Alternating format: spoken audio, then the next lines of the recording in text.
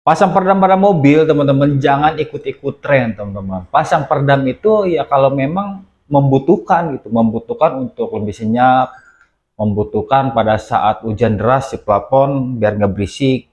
Jadi kalau teman-teman atau bosku yang tidak merasa masalah ya kalau hujan deras, nggak ngerasa berisik atau nggak ngerasa apa mesti dipasang peredam, ya nggak usah, teman-teman. Jadi pasang peredam itu hanya orang-orang yang memang membutuhkan. Jadi jangan terbawa tren. Assalamualaikum warahmatullahi wabarakatuh. Halo bosku. Aduh, mohon maaf ya, saya baru upload video lagi. Udah hampir 2 minggu lebih lah ya. Karena ada kesibukan teman-teman. Banyak sih teman-teman, banyak file yang belum saya unggah. Proses pemasangan peredam full gitu. Cuman untuk sekarang saya untuk berhenti jadi kompor. Berhenti jadi kompor peredam ya teman-teman. Jadi sekarang itu saya lebih ke pemasangan peredamnya yang benar-benar yang membutuhkan ingin kedap suara, teman-teman. Jadi saya tidak akan terlalu apa ya, tidak akan menjadi kompor kalau bahasa-bahasa teman-teman komunitas ya. Saya tidak akan jadi kompor, teman-teman. Nah, yang seperti yang tadi saya bahas pada di awal video, teman-teman. Ya memang, teman-teman, untuk pasang peredam ini kebanyakan sekarang itu kebanyakan ikut-ikutan. Teman-temannya pasang peredam plafon, ikut pasang peredam plafon. Teman-temannya pasang peredam di pintu, ikut-ikutan. Terus pasang audio, temennya yang lain ikut-ikutan ya teman-teman. Ya jadi seperti itulah teman-teman ya. Kalau memang pada saat hujan deras teman-teman nggak merasa terganggu dengan bisingnya, ya ngapain dipasang peredam. Terus tidak merasa terganggu suara bising dari luar atau dari suara roda, yang ngapain juga dipasang peredam, teman-teman ya. Jadi intinya pemasangan peredam itu ya yang benar-benar orang yang membutuhkan, teman-teman. Betul ya. Dan saya akan bahas yang paling banyak sering dipertanyakan di komen, teman-teman. Saya akan balas ya, karena saya nggak bisa balas satu persatu juga karena kesibukan kerja, teman-teman. Saya nggak punya admin gitu. Jadi saya malas kalau buat balasin komen satu persatu, teman-teman. Jadi yang paling banyak ditanyakan seperti di media sosial ya, kayak TikTok, IG, atau komen-komen di YouTube tentang pemasangan peredam plafon.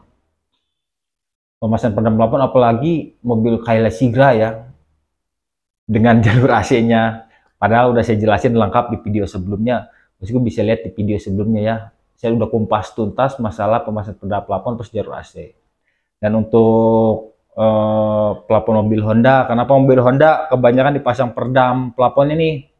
Kebanyakan kalau mobil Honda ini bukan mengeluhkan panas, teman-teman. Karena memang untuk mobil Honda ini, untuk di plafonnya ya, sepengalaman saya bongkar di mobil Honda kayak mobil Brio, Mobilio, Jazz, sampai BRP, WRP itu memang nggak ada peredam plafonnya, teman. Nggak ada peredam plafonnya.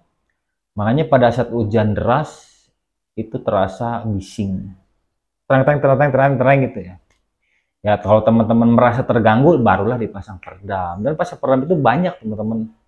Banyak jenisnya ya. Dimulai dari peredam butir rubber, bahan butir rubber pun banyak jenisnya, banyak mereknya. Bisa pakai bahan aluminium foil foam. Nah, antara butir rubber dan bahan aluminium foil foam itu perbedaannya beda, teman. Kalau bahan butir rubber ini dia berbahan dasar karet plus dilapisi aluminium foil. Jadi kalau untuk meredam panas masih kurang, dia harus ada lapisan kedua. Lapisannya kedua itu bisa akustik atau bisa peredam aluminium foil foam. Tapi kalau bahan aluminium foil foam nih, dia murni hanya untuk meredam panas. Jadi plus minus, teman-teman. Masing-masing ada kelebihan. Bahan aluminium foil foam murah, dia hanya bisa meredam panas. Tapi kalau bahan butir rubber, dia bisa meredam suara hujan, tapi meredam panasnya kurang. Jadi kalau memang pengen maksimal ya di double. Dan untuk pemasangan peredam di pintu, untuk di pintu bisa peredam bahan butir rubber atau bahan aspal masih aman, teman-teman. Kalau di pintu bahan aspal aman. Tapi untuk di bagian layar kedua. Nah, terkait dengan peredam aspal nih, untuk peredam aspal nih banyak sekali komen. Peredam aspal itu bau, terutama peredam aspal automat ya. Peredam aspal itu bau, meleleh, kan banyak komennya seperti itu. Jadi sebenarnya sudah saya jelaskan juga di video-video awal nih teman-teman. Cuman saya jelaskan lagi karena banyak yang menanyakan. Peredam aspal ini teman-teman, yang salah itu bukan peredam aspalnya, yang salah itu bukan peredam aspal automatnya. Yang salah itu orang yang pasangnya. Karena peredam aspal ini peruntukannya bukan buat di plafon teman-teman. Itu udah salah kaprah tuh. Pemasangan peredam aspal dipasang di plafon udah jelas meleleh teman-teman. Apalagi aspal automat. Dan saya sering repair. Sering peredam, ada yang pasang peredam aspal di bengkel mana gitu. Terus datang ke tempat kita minta di repair, minta dilepas, itu sering banget. Ataupun di firewall, di belakang dashboard, saya juga sering teman-teman untuk repair. Nah makanya ban aspal ini saya sarankan pasanglah di lantai saja, atau di bagian roda 4 roda titik, atau di bagian pintu di bagian layar keduanya. Dan satu lagi bosku yang akan saya jelaskan, untuk peredam harian, teman-teman, untuk peredam harian yang hemat tapi signifikan, bisa meredam suara, bisa untuk meningkatkan kualitas audio juga. Pasang peredam cukup di pintu aja teman-teman. Kalau hanya untuk mengurangi bising suara dari luar atau suara gemuruh roda, pasangnya di pintu saja, dipasang di pintu di bagian bodi dalam, bodi tengah, dan peredam akustik di bagian door trim. Dan untuk rodanya pasang di bagian 4 roda, pasang di bagian 4 roda agar suara gemuruh rodanya sedikit teredam, teman-teman. Jadi nggak perlu ke lantai-lantai ya kalau buat harian. Terkecuali kalau teman-teman atau bosku maunya lu kedap banget ya, itu jadi pasang di lantai, pintu, fender, dan plafon. Jadi pasang peredam itu intinya jangan ikut-ikutan, teman-teman. Jadi ikut-ikut tren itu nggak usah teman-teman. Jadi kembali lagi ke dirinya masing-masing teman-teman pasang peredam itu. Kalau memang perlu buat mengurangi pasang peredam, ya pasang. Tapi kalau nggak perlu, apalagi ikut-ikut tren terus dipaksa, jangan mau teman-teman pasang peredam. Karena pasang peredam lumayan teman-teman biayanya. Oke, mungkin itu aja teman-teman yang bisa saya sampaikan.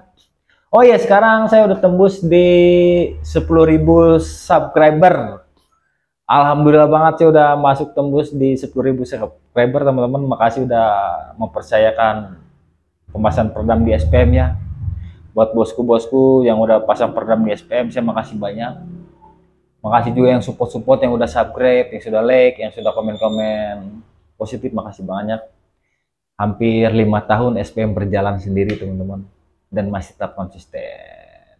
Semoga kedepannya semakin rajin, semakin rajin kontennya. Karena sekarang teman-teman jujur ya teman-teman, saya nggak ada admin, dan nggak punya kameramen. Gue nggak punya kameramen.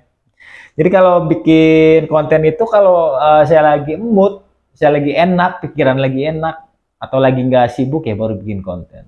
Sekarang ya lumayan agak sibuk teman-teman, agak sibuk. Saya pembahasan peredam, pembahasan audio, saya lagi proses bikin paket audio karaoke buat rumahan. Jadi bikin musik box, bikin musik paket karaoke ya, buat karaoke buat di rumahan. Itu lagi kita lagi sibuk, ada project di situ teman-teman. Ya mungkin nanti saya upload dah teman-teman untuk paket-paket audio karaoke buat rumahan ya. Nanti saya upload lah di next videonya. Makasih banyak bosku, mungkin itu aja yang bisa saya sampaikan. Wassalamualaikum warahmatullahi wabarakatuh.